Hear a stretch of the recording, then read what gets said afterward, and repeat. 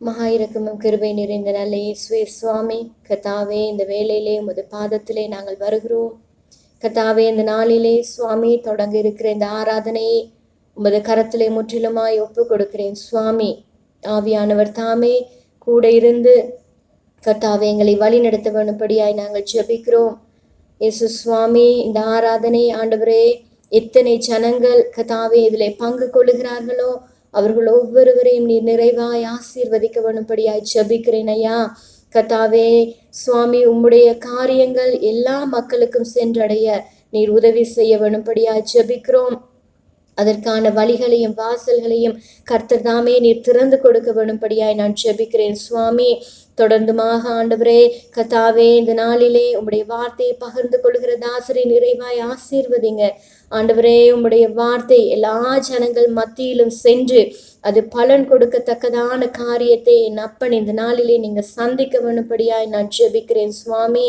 ஆண்டவரே, இந்த ஆராதனை தொடக்கம் முதல் இறுதி பரியந்தம் ஆவியானவர் ஆளுகை செய்ய வேண்டும்படியாய் ஜெபிக்கிறேன் அப்பா.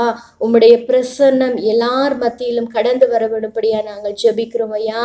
இயேசு சுவாமி, உம்முடைய சித்தம் உம்முடைய விருப்பம் எதுவாய் இருக்கிறதோ அந்த காரியங்கள் இந்த நாளிலே நடக்கத்தக்கதாய் என் அப்பன் ஒரு வழியை நீர் திறந்து கொடுக்க வேண்டும்படியாய் ஜெபிக்கிறேன் சுவாமி.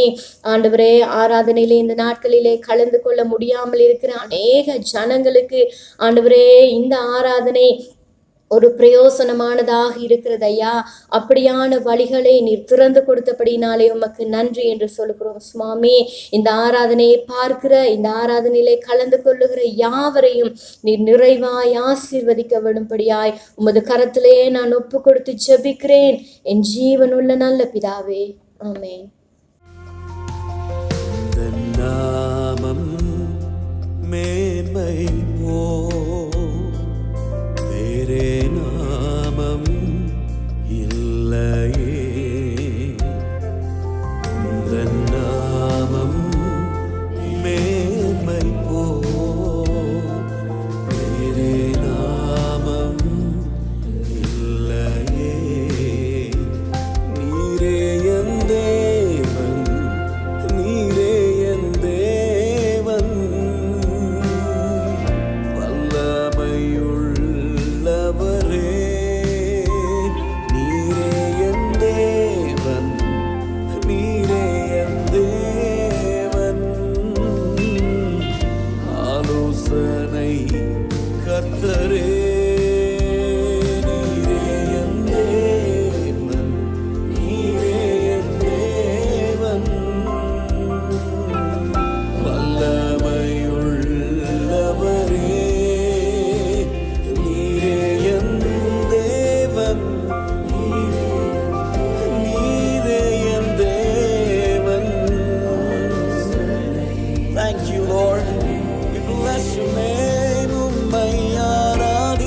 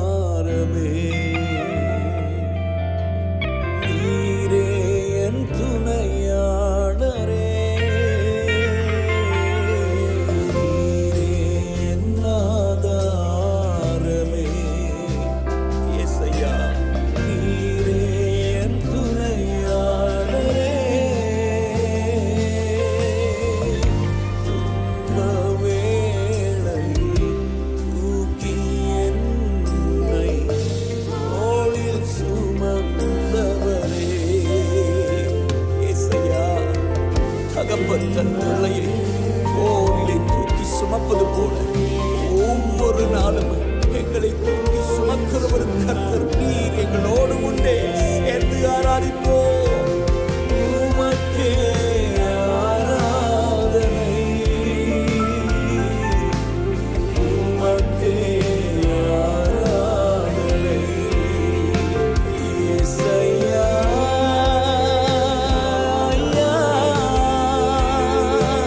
இயேசையா, ஆராதனை. இயேசுவே, உம்மை உயர்த்திடுவே. என் நேசரே, உம்மை பாடிடுவே. இயேசுவே. லூக்கா 13வது அதிகாரம் 1வது வசனம் தொடக்கம் 9ஆம் வசனம் வரை. பிலாத்து சில கலிலேயருடைய இரத்தத்தை அவர்களுடைய பலிகளோட கலந்திருந்தான். அந்த வேளையிலே அங்கே இருந்தவர்களின் சிலர் அந்த செய்தியை அவருக்கு அறிவித்தார்கள்.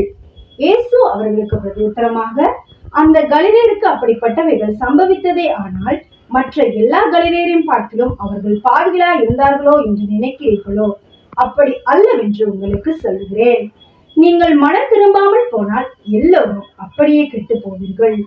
சிலோவாமிலே கோபுரம் விழுந்து 18 பேரை கொன்றதே எருசலேமில் குடியிருக்கிற மனுஷர் எல்லோரிலும் அவர்கள் குற்றவாளிகளாய் இருந்தார்கள் என்று நினைக்கிறீர்களோ?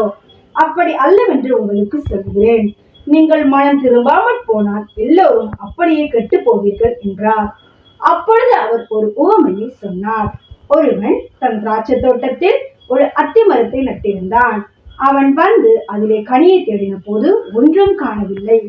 அப்பொழுது அவன் தோட்டக்காரனை நோக்கி, இதோ 3 வருஷமாய் இந்த அத்தி மரத்திலே கனியை தேடி வருகிறேன், ஒன்றையும் காணவில்லை. இதை வெட்டி போடு, இதை நிலத்தையும் கெடுக்கிறதே என்றான். அதற்கு அவன், ஐயா, இந்த வருஷமும் இருக்கட்டும், நான் இதை சுற்றிலும் கொத்தி எருப்போடுவேன். கனி கொடுத்தால் சரி, கொடாவிட்டால் இனிமேல் இதை வெட்டி போடலாம் என்று சொன்னான் என்றார். ஆமென்.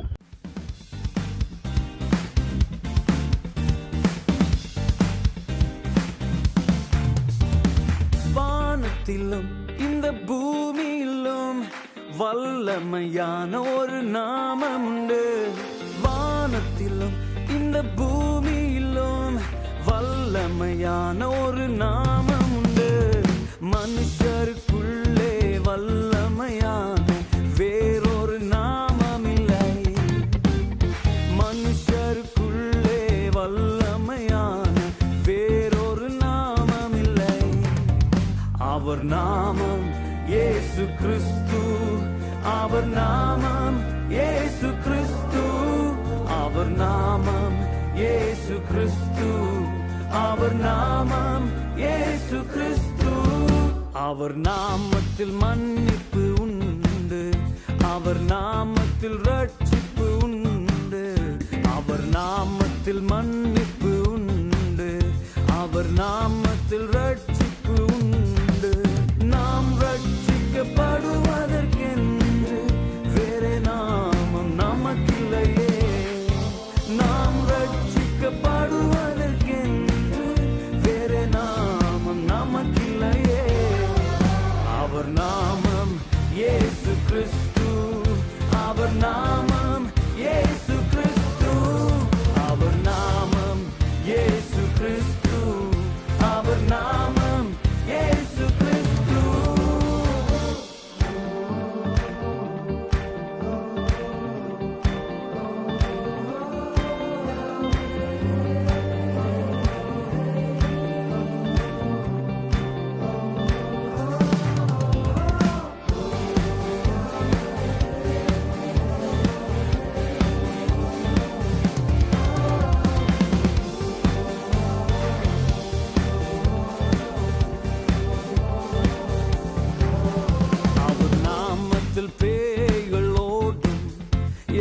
செய்வினை கட்டுகள் முறியும். அவர் நாமத்தில் பேய்கள் ஓடும். எல்லா செய்வினை கட்டுகள் முறியும். நாம் விடுதலை அடைவதற்கென்று வேறே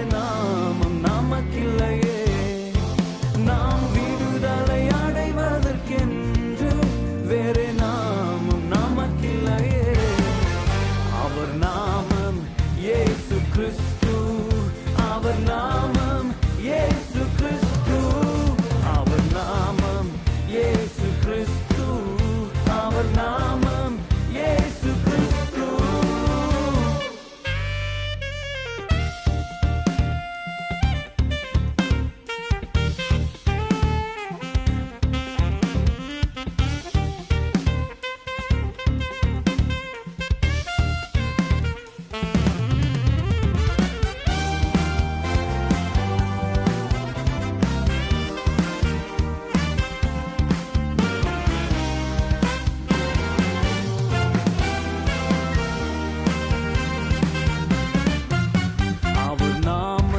அற்புதம் நடக்கும், தீமையானாலும் நன்மையாய் மாறும். அவர் நாமத்தில் அற்புதம் நடக்கும், தீமையானாலும் நன்மையாய் மாறும். நம் காரியம் வாய்ப்பதற்கென்று வேறே நாமம் நமக்கில்லையே, நம் காரியம் வாய்ப்பதற்கென்று வேறே நாமம் நமக்கில்லையே. அவர் நாமம் இயேசு கிறிஸ்து, அவர் நாமம் இயேசு கிறிஸ்து, அவர் நாமம் இயேசு கிறிஸ்து, அவர் நாமம் இயேசு கிறிஸ்து.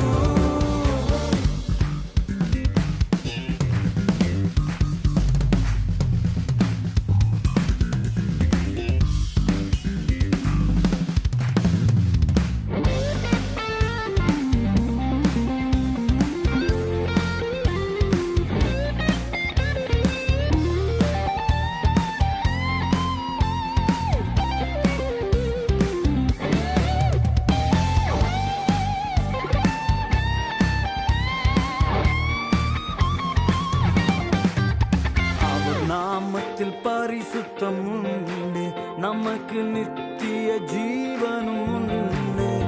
அவர் நாமத்தில் பரிசுத்தம் உண்டு, நமக்கு நித்திய ஜீவனும் உண்டு. நித்தம் அவரோடு வாழ்வதற்கென்று வேறே நாமம் நமக்கில்லையே, நித்தம் அவரோடு வாழ்வதற்கென்று வேறே நாமம் நமக்கில்லையே. அவர் நாமம் இயேசு கிறிஸ்து, அவர் நாமம் இயேசு கிறிஸ்து, அவர் நாமம் இயேசு கிறிஸ்து, அவர் நாமம் இயேசு கிறிஸ்து. வானத்திலும் இந்த பூமியிலும் வல்லமையான ஒரு நாமம் உண்டு, வானத்திலும் இந்த பூமியிலும் வல்லமையான ஒரு நாமம் உண்டு. மனுஷருக்குள்ளே வல்லமையான இயேசுவின் நாமம் அது, மனுஷருக்குள்ளே வல்லமையான இயேசுவின் நாமம் அது. அவர் நாமம் பலத்ததுரையா, என்னை ரட்சிப்பதற்கு, என்னை விடுதலை செய்வதற்கு, என் காரியத்தை வாய்க்கச் செய்வதற்கு, என்னை நித்தியம் வரை கொண்டு சேர்ப்பதற்கு என் இயேசு கிறிஸ்துவின் நாமம் எனக்கு போதும். இயேசு நாமம் எனக்கு போதும், இயேசு நாமம் எனக்கு போதும், இயேசு நாமம் எனக்கு போதும், இயேசு நாமம் எனக்கு போதும். தேவனுடைய நாமத்துக்கு மகிமை உண்டாவதாக. 1 கொரிந்தியர் 10ஆம் அதிகாரம் 1ஆம் வசனம் தொடக்கம் 10ஆம் வசனம் வரை. 1 கொரிந்தியர் 10ஆம் அதிகாரம் 1ஆம் வசனம் தொடக்கம் 10ஆம் வசனம் வரை. இப்படி இருக்க சகோதரரே, நீங்கள் இவைகளை அறிய வேண்டும் என்றிருக்கின்றேன் என்றால், தம்முடைய பிதாக்கள் எல்லோரும் மேகத்துக்கு கீழ் இருந்தார்கள், எல்லோரும் சமுத்திரத்தின் வழியாய் நடந்து வந்தார்கள், எல்லோரும் மோசேக்குள்ளாக மேகத்தினாலும் சமுத்திரத்தினாலும் ஞானஸ்தானம் பண்ணப்பட்டார்கள், எல்லாரும் ஒரே ஞான போஜனத்தை புசித்தார்கள், எல்லாரும் ஒரே ஞான பானத்தை குடித்தார்கள். எப்படியெனில் அவர்களோடு கூட சென்ற ஞானிகள் மலையின் தண்ணீரை குடித்தார்கள், அந்த கன்மலை கிறிஸ்துவே. அப்படி இருந்தும் அவர்களில் அதிகமான பேர்களிடத்தில் தேவன் பிரியமாயிருந்ததில்லை, ஆதலால் வனாந்தரத்தில் அவர்கள் அழிக்கப்பட்டார்கள். அவர்கள் இச்சித்தது போல நாமளும் பொல்லாங்கானவைகளை இச்சியாதபடிக்கு இவைகளை நமக்கு திருஷ்டாந்தங்களாய் இருக்கிறது. ஜனங்கள் புசிக்கவும் குடிக்கவும் உட்கார்ந்து விளையாடவும் எழுந்திருந்தார்கள் என்று எழுதியிருக்கிறபடி அவர்களில் சிலர் விக்கிராராதனைக்காரர் ஆனது போல நீங்களும் ஆகாதிருங்கள். அவர்களில் சிலர் வேசித்தனம் பண்ணி ஒரே நாளில் 23,000 பேர் விழுந்து போனார்கள். அதுபோல நாமும் வேசித்தனம் பண்ணாதிருப்போமாக. அவர்களில் சிலர் கிறிஸ்துவை பரீட்சை பார்த்து பாம்புகளால் அழிக்கப்பட்டார்கள். அதுபோல நாமும் கிறிஸ்துவை பரீட்சை பாராதிருப்போமாக. அவர்களில் சிலர் முறுமுறுத்து சங்காரக்காரனாலே அழிக்கப்பட்டார்கள். அதுபோல நீங்களும் முறுமுறுக்காதிருங்கள். இது கர்த்தராகிய இயேசு கிறிஸ்துவின் வார்த்தையாகும்.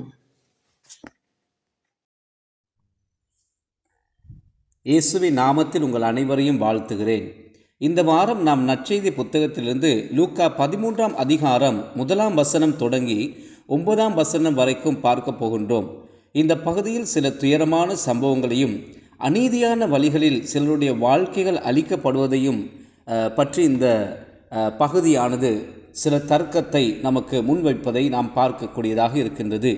இங்கே குறிப்பிடத்தக்க 2 சூழ்நிலைகளை பற்றி கூறப்பட்டுள்ளது. யார் இந்த சூழ்நிலைகளுக்கூடாக பாதிக்கப்பட்டவர்கள்? அவர்கள் மற்றவர்களை விட மிக மோசமான பாவிகளா, அல்லது அவர்களுக்கு நேர்ந்த இந்த விபரீதங்களுக்கு அவர்கள் தகுதியானவர்களா? இயேசு இந்த சூழ்நிலைகளை பயன்படுத்தி அந்த சம்பவத்தை கூற வந்த மக்கள் சிந்திக்கின்ற விதத்தை அவர் திசை திருப்புவதை நாங்கள் பார்க்கின்றோம். செத்துப்போனவர்கள் மீது கவனத்தை செலுத்துவதற்கு பதிலாக உயிருடன் இருப்பவர்களிடமாக இந்த சம்பவத்தை பயன்படுத்தி அவர்களை ஒரு வகையிலே எச்சரிப்பதற்கு இயேசு விரும்புவதை நாங்கள் இங்கே பார்க்கின்றோம். மேலும் நாம் அனைவரும் ஏதோ ஒரு கட்டத்தில் ஏதோ ஒரு வகையில் மறிக்கத்தான் போகின்றோம் என்ற உண்மையின் வெளிச்சத்தில் எல்லா மக்களையும் மனம் திரும்புதலுக்கு அளிக்கும் ஒரு வாய்ப்பாக இந்த சம்பவத்தை இயேசு கிறிஸ்து மிக நுணுக்கமான விதத்திலே பயன்படுத்துகின்றார் என்பதை நாங்கள் பார்க்கக்கூடியதாக இருக்கின்றது. நாமும் கூட மனம் திரும்புவதற்கும் மாற்றம் அடைவதற்கும் தயாராக இருக்க வேண்டும் என்பதை இந்த சம்பவம், அதே போல இயேசு கிறிஸ்துடைய பதில் அங்கே இருப்பதை நாங்கள் பார்க்கின்றோம். இங்கே என்ன நடக்கிறது என்று நாங்கள் பார்ப்போமானால் 13வது அதிகாரம் 1ஆம் வசனம் இப்படி கூறுகின்றது. அந்த நேரத்தில் சிலர் இயேசுவினிடத்திலே வந்து பிலாத்து சில கலிலேயர்களுடைய இரத்தத்தை அவர்களின் பலிகளோடு கலந்ததை பற்றி அவர்கள் இயேசுவுக்கு வந்து அறிவிக்கின்றார்கள். இது மிகவும் மோசமான ஒரு இருளான அல்லது இருள் நிறைந்த ஒரு அசுத்தமான ஒரு செயல் என்பது நம் எல்லாருக்கும் நன்கு தெரியும். இந்த கலிலேயர்கள் இவ்விதமாக கொலை செய்யப்பட்டபடியால் இவர்கள் மற்ற அனைத்து கலிலேயர்களை விட மிக மோசமான பாவிகள் என்று நாம் நினைக்கக்கூடாது. இயேசு அவர்களிடம் கேட்டார். நான் நினைக்கிறேன் இந்த கேள்விக்கு அவர் அளித்த பதில் என்னவென்றால், இந்த கலிலேயர்கள் மற்ற எல்லா கலிலேயர்களை விட பாவிகளா என்ற கேள்விக்கு இயேசு கொடுத்த பதில் இல்லை என்பதாக இருக்கும் என்று நான் நினைக்கிறேன். காரணம், அவர் கூறிய விடயம் என்னவென்றால், நீங்கள் மனம் திரும்பாத பட்சத்தில் நீங்களும் அவ்வாறு அழிந்து போவீர்கள் என்பதை இயேசு திட்டவட்டமாக கூறுகின்றார். அவர் மற்றொரு உதாரணத்தை பயன்படுத்துகிறார். சீலோவாமில் உள்ள கோபுரம் இடிந்து அங்கே அந்த கோபுரம் விழுந்தது நிமித்தமாக 18 பேர் மரித்து போயிருந்தார்கள். இயேசு அவர்களை பார்த்து, எருசலேமில் வாழ்ந்த மற்ற அனைவரை விட கோபுரம் இடிந்து அது நிமித்தம் மரித்து போனவர்கள் அதிக பாவிகள் என்று நீங்கள் நினைக்கிறீர்களா என்று ஒரு கேள்வி இயேசு கேட்கின்றார். நீங்களும் மனம் திரும்பாவிட்டால் அவர்களைப் போலவே அழிந்து போவீர்கள் என்ற எச்சரிப்பை இயேசு கொடுக்கின்றார். உங்களுக்கு தெரியும், இதை பற்றி பேசும் இந்த நேரத்தில் குறிப்பாக கடந்த ஆண்டில் உலகம் முழுவதும் பலவிதமான பேரழிவுகள் நடந்திருப்பதை நாம் அறிந்திருக்கின்றோம். மேலும் இந்த ஆண்டும் இன்னும் பலவிதமான பேரழிவுகள் நடக்கத்தான் போகின்றன. மேலும் சில பயங்கரமான வழிகளில் மரணத்தை தழுவப் போகின்ற நிறைய பேர் இருக்கத்தான் போகின்றார்கள். ஒருவேளை அது இயற்கை பேரழிவுகள் மூலமாக வரலாம், அல்லது இந்த உலகில் மக்கள் செய்யும் அநீதியான தீமையான சில செயல்களுக்கூடாக இத்தகைய மரணங்கள் ஏற்படலாம். விழுந்து போன, சிதைந்து போன, பாவம் நிறைந்த இந்த உலகத்திலே வாழ்கின்ற வாழ்க்கையின் யதார்த்தம் இவ்வளவுதான். ஆனால் எந்த வகையான பரிதாபமான மரணங்கள் ஏற்பட்டாலும் அதன் அர்த்தம் அந்த மனிதர்கள் அத்தகைய மரணத்தை சந்திக்க தகுதியானவர்கள் அல்லது அப்படிப்பட்ட ஒரு மரணத்தை செய்வதற்கான தவறை பாவத்தை அவர்கள் இழைத்தது நிமித்தமாக தான் இது நேர்ந்தது என்ற முடிவுக்கு நாம் வர முடியாது. அல்லது அவர்கள் மற்றவர்களை விட மோசமானவர்கள் என்பதால் அல்ல அத்தகைய நிலைமை அவர்களுக்கு நேர்ந்தது. அதிலிருந்து தப்பி பிழைத்தவர்கள் அவர்களை விட சிறந்தவர்கள் என்றோ அல்லது அதனால் பாதிக்கப்படாதவர்கள் இவர்களை விட நல்லவர்கள் என்றோ நாம் முடிவுக்கு வரவும் முடியாது. இவை அனைத்தும் நமக்கு நினைவூட்டுகிறது ஒரு காரியத்தை. அது என்னவென்றால், மரணம் என்பது நம் அனைவருக்கும் வரக்கூடிய ஒன்று என்பதையும் அது எந்த நேரத்திலும் வரலாம் என்பதையும் நமக்கு நினைவூட்டுகிறது. ஏனென்றால் ஒரு முறை மரிப்பதும் பின்பு நியாய தீர்ப்பு அடைவதும் நமக்கு நியமிக்கப்பட்டிருக்கிறது என்று நம்முடைய வேதம் நமக்கு சொல்லிக் கொடுக்கின்றது. மரணம் என்பது நமக்கு ஏற்படக்கூடிய மிக மோசமான ஒரு காரியம் கிடையாது. நாம் இயேசுவை அறியாவிட்டால் மரணத்துக்கு பிறகு வருவது அத்தகைய மோசமான ஒரு சம்பவம்தான். அதனால்தான் இயேசு உயிருடன் இருப்பவர்களிடம் இவ்வாறு கூறுகிறார், அவர்கள் உங்களை விட மோசமானவர்கள் அல்லது இவ்வாறு நடந்ததுக்கு அவர்கள் பாத்திரவான்கள் என்று பார்க்க வேண்டாம். ஒரு நாள் நீங்களும் மரிக்கத்தான் போகின்றீர்கள். நீங்களும் தேவனுக்கு முன்பாக நின்று உங்கள் வாழ்க்கையை குறித்து அவருக்கு கணக்கு கொடுக்கத்தான் போகின்றீர்கள். இந்த உண்மையை இயேசு நமக்கு நினைவூட்டுகின்றார். நீங்கள் உயிருடன் இருக்கும் போதே மனம் திரும்பாவிட்டால், நீங்கள் இறந்த பிறகு அதை குறித்து நீங்கள் சிந்தித்தால் அது தாமதமான யோசனையாக இருக்கும். எனவே இப்போதே நீங்கள் மனம் திரும்பி கர்த்தருடன் உங்கள் வாழ்க்கையை சரி செய்து கொள்ளுங்கள். உங்கள் பாவத்திலிருந்து மனம் திரும்பி இயேசு கிறிஸ்துவிடம் நீங்கள் திரும்புங்கள். பூமியில் இத்தகைய மக்கள் அழிவுக்கு முகம் கொடுத்தது போல நீங்களும் என்றொன்றைக்கும் அழிந்து போகாதபடி, அதாவது நித்திய அழிவை அடைந்து விடாதபடி கர்த்தர் மீது உங்கள் விசுவாசத்தை நீங்கள் வையுங்கள். பின்பு இயேசு இங்கே மற்றொரு உதாரணத்தை கொடுக்கின்றார். அவர் அவர்களுக்கு ஒரு உவமையை சொன்னார். ஒரு மனிதன் தனது திராட்சை தோட்டத்தில் ஒரு அத்தி மரத்தை வளர்த்து அவன் அதில் கனியை வருஷந்தோறும் தேடி வந்தான். ஆனால் அவனுக்கு எந்த கனியும் அந்த மரத்திலே அங்கே காண முடியாமல் போனது. இது ஒரு அத்தி மரம், அது கனி கொடுத்தாக வேண்டும். ஒரு அத்தி மரம் செய்ய வேண்டிய காரியம் கனி கொடுப்பது தான்.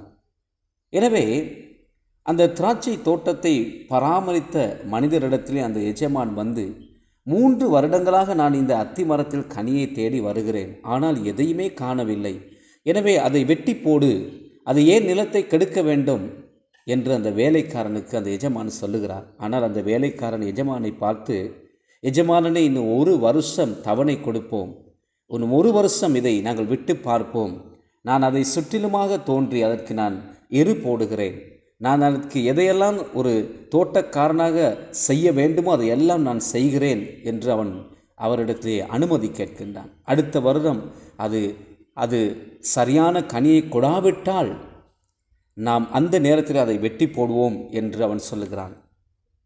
எனவே இந்த மனிதன் திராட்சை தோட்டத்தின் உரிமையாளரிடம், அதாவது எஜமானிடம் பொறுமையாக இருக்குமாறும் தனக்கு கொஞ்சம் தவணை கொடுக்கும்படியாகவும் அதனால் தான் கவனித்து கொள்ள வேண்டிய விதத்திலே அந்த மரத்தை கவனித்து கொள்ள முடியும் என்பதை உறுதிப்படுத்தும் விதமாகவும், அதனால் அந்த அத்திமரம் வெட்டப்படுவதற்கு முன் தான் விளைவிக்க வேண்டிய தகுந்த கனிகளை அது விளைவிக்கும் என்ற உறுதியையும் அந்த அத்திமரத்துக்காக அவன் எஜமானிடத்திலே கெஞ்சி அனுமதி கேட்கின்றான். இது நம் அனைவருக்கு ஒரு உவமையாகவும் ஒரு எடுத்துக்காட்டாக இருந்தாலும் இது ஒரு தேவ எச்சரிப்பாக இருக்கின்றது. கர்த்தர் நம்மிடத்தில் இருந்து கனிகளை எதிர்பார்க்கின்ற தேவனாய் இருக்கிறார். கனிகளை கொடுக்க வேண்டுமானால் அதற்கு இருக்கும் ஒரே வழி அந்த மண்ணை பண்படுத்துவதும் கனிகளை கொடுக்க தேவையான ஊட்டச்சத்துக்களுடன் அம்மரத்தின் வேர்கள் தொடர்பு படுவதுமே கனி கொடுப்பதற்கான ஒரே வழி. அதற்கான அந்த வழி தேவனில் நிலைத்திருப்பது. இயேசு கிறிஸ்துவின் மூலம் அவருடன் உறவு வைத்துக்கொள்வதற்கூடாக மட்டுமே நமக்கு கனி கொடுக்க முடியும். உங்களுக்கு தெரியுமா, கர்த்தர் மிகவும் பொறுமையாக இருக்கின்றார். நம்மில் சிலருக்கு அவர் அதிக நேரம் கொடுக்கின்றார். ஆனால் அவரது பொறுமை, அவரது கருணை நம்மை மனம் திரும்புதலுக்கு நேராக நடத்துகின்றது என்பதை நீங்கள் தெரிந்திருக்கிறீர்களா?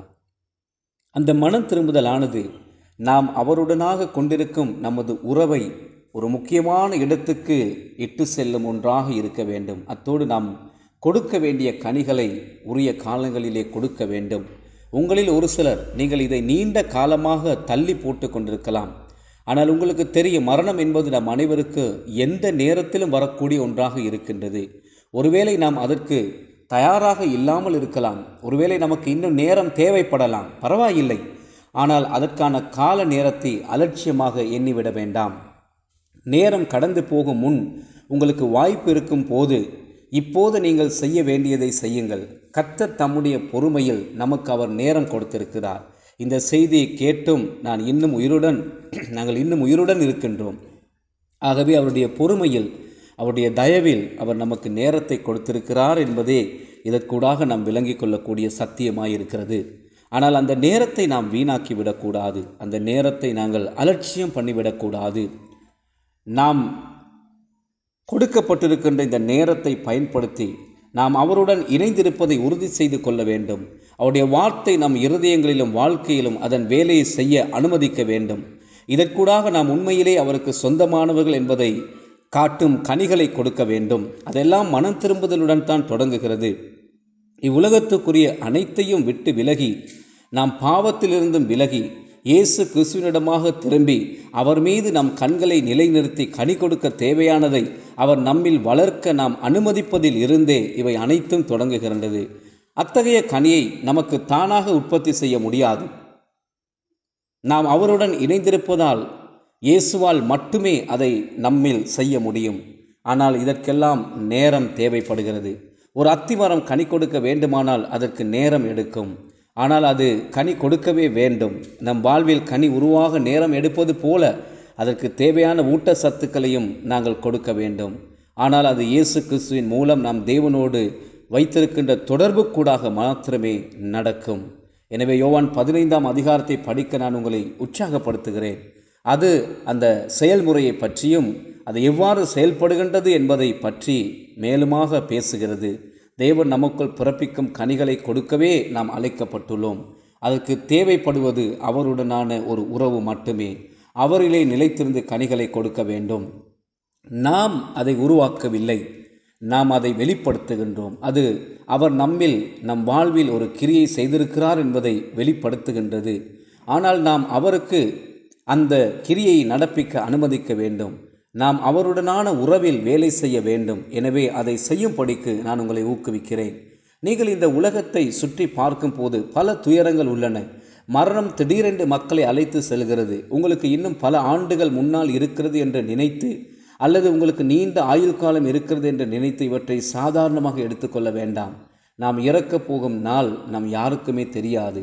அது ஒரு நொடியில் நமக்கு ஏற்படக்கூடியது. எனவே நாம் கர்த்தருக்கு முன்பாக நின்று நம் வாழ்க்கைக்கு கணக்கு கொடுக்கும் போதும், நம் மரணத்தின் போது நாம் அனைவரும் எதிர்கொள்ளப் போகும் நித்தியத்துக்காக பூமியில் இப்போதிருந்தே நாம் ஆயத்தமாக வேண்டும். எனவே நமக்கு முன் சென்றவர்களிடமிருந்து ஒரு எச்சரிப்பை பெற்று நாம் இயேசு கிறிஸ்துவோடு இணைந்து வாழ்கின்றோம் என்ற உறுதியை பெற்றுக்கொள்ள வேண்டும். கர்த்தர் தாமே உங்கள் அனைவரையும் இந்த செய்திக்கூடாக ஆசீர்வதிப்பாராக. ஆமேன்.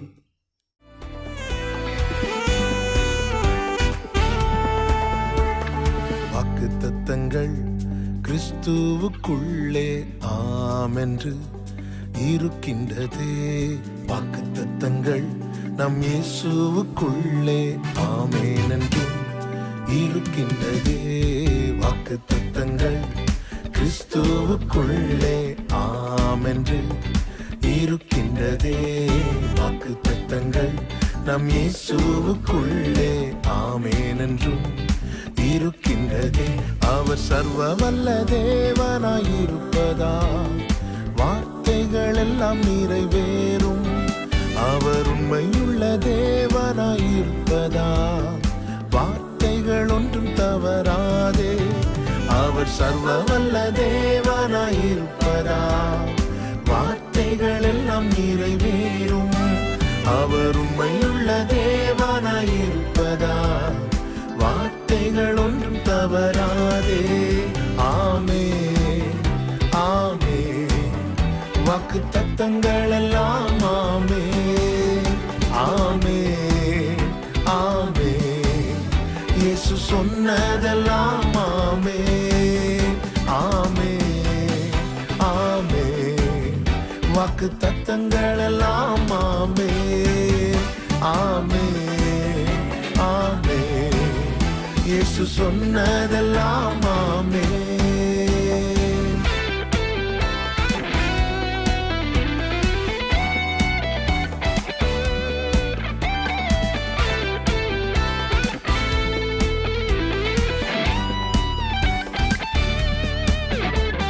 செத்து போனதாம் சாராளின் கற்பத்தை உயிர்ப்பித்ததே அவர் சொன்ன வார்த்தையே. செத்து போனதாம் சாராளின் கற்பத்தை உயிர்ப்பித்ததே அவர் சொன்ன வார்த்தையே. குறித்திட்ட காலத்திலே அவர் வார்த்தை நிறைவேறிற்றே.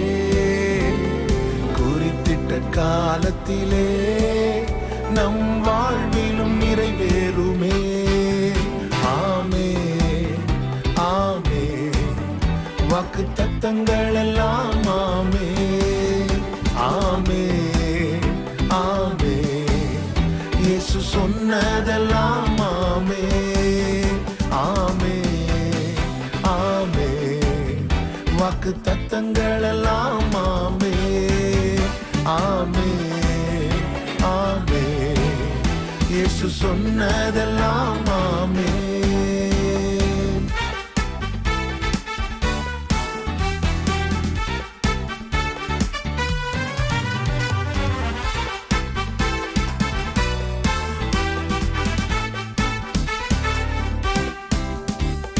தூரத்தப்பட்ட தாவீதின் தலையை உயர்த்தியதே அவர் சொன்ன வார்த்தையே.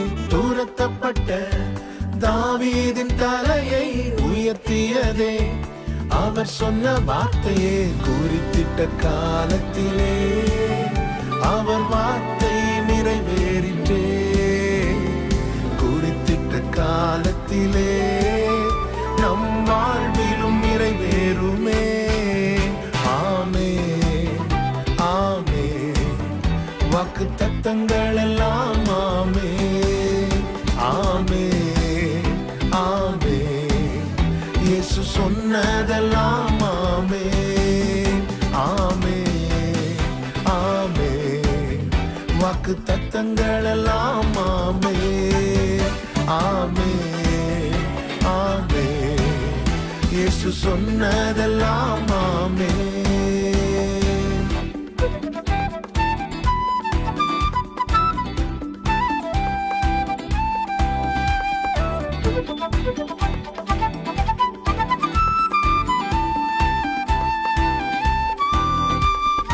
இடிக்கப்பட்ட யோசேப்பின் வாழ்வை கட்டுவித்ததே அவர் சொன்ன வார்த்தையே.